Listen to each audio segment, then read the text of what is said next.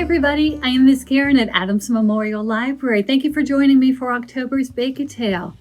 The Bake a Tale program is where I tell you about some books and share a recipe and a craft to go with them. So this month it's all about ghosts. We're going to make ghost cookies, do a ghost decoration, and have a couple of ghost stories. These are ones that I really like. I do like Halloween, but I don't like anything that's too scary. So these are ghost stories that are not very scary. They're just sweet. This one is called Gustavo the Shy Ghost, and it's written and illustrated by Flavia Z. Drago.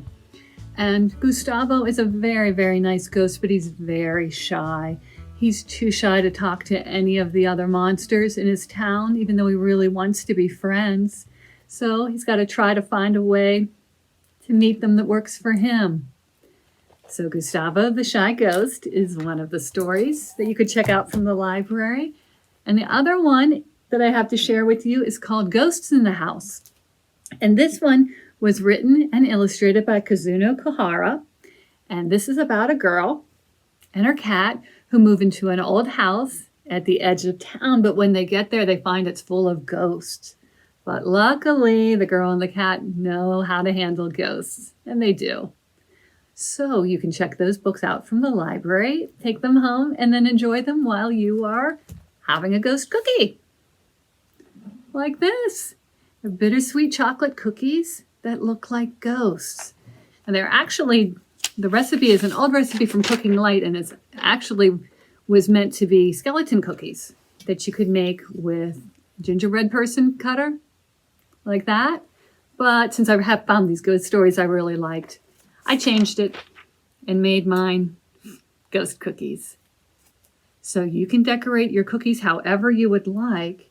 You can do, like I did, some icing and sparkling sugar and then little chocolate chips for face. Or if you want to get even fancier, you can do all of that plus add some colored sugar to make it a colorful ghost. So that's what I have here. And do remember, anytime you're baking, there has to be a grown-up around. So this is the recipe is something that you can make together to make these cookies. So they're called bittersweet chocolate because you make them with extra dark cocoa. And so it is a little bitter, but the icing that I put on is actually a recipe from my mom. It's a family recipe, and it's a little bit sweeter, so it evens it out a little bit. But if you wanted it not quite so bitter, to a little sweeter, you can use plain cocoa, which would make them not quite as dark, the cookies, but not quite as bitter. I thought bittersweet kind of fit for ghosts because it seems like being a ghost might be a little bit bittersweet, sometimes happy, sometimes sad. So that's why I did them this way, but you can change it if you would like. And then you can decorate them however you want. You can do faces like this, you can put more candies on, you can sweeten them up that way. While your cookies are baking, or when you're ready for them, waiting for them to cool, you could make some ghost decorations. Now, Mr. Alex was kind enough to draw me a ghost that would match the ghost cookie cutter. So, in this month's kit, we will give you a page with the templates on different sizes, so you can use them different ways, and some black paper, some white paper, and some coffee filters. Because one of the things you could do for your craft is make them into sun catchers that you can hang on a window. So you will trace from black paper a ghost shape, and then if you'd like to make it a sun catcher, you will cut out the middle of the ghost. What I did was sort of bend it in half, cut the scissors in, traced a smaller template shape, and then cut out the middle. And then I took coffee filters and colored on those. So I did one with markers, I did crayon, I did colored pencils, colored on them, and then wet the coffee filter to blend the colors a little bit and then let it dry. But I also did one plain. So if you don't want to color it at all, you can just leave it white and that will work perfectly too. So after it's dry, you take your coffee filter and glue the black frame onto it. Then I put a face on. You see, my ghosts are all happy, but you can do scary ghosts. Up to you. You can do it however you like. But I drew my happy ghost face and then cut the shape out. And then when I was looking in the library's craft closet, I found some sparkly glitter paint. So I put a little bit of that on top too.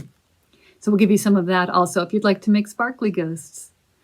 And you can use a paintbrush to put it on. You really only need a little bit, just a little bit of a glaze on top. So you can use a paintbrush, but if you don't have a paintbrush, you can use a Q-tip too, and that will also work. Now remember I told you that you cut out the inside if you're doing it this way? Well, I didn't want to waste these, so I took it, taped it up, and then put some white paper on those. You can do it with the bigger ghost shape too. You can just glue white paper on top and then you don't have to worry about cutting out the middles. So you can decorate those, color it however you would like, give it a nice happy face or scary face. If you like your ghost to be scary, glue that on, decorate them that way. So like the way you decorate the cookies, up to you. The way you decorate your ghost, all up to you. Once they're done, you can tape them. If you do a sun catcher, you could tape it to the window, or you could tape them someplace else.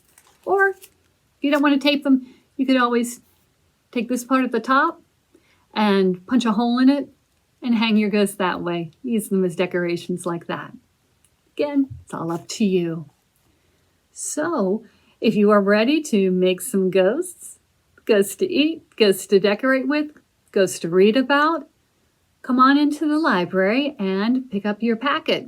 You can come down to the children's room or pick it up through curbside service, and we will bring one to you.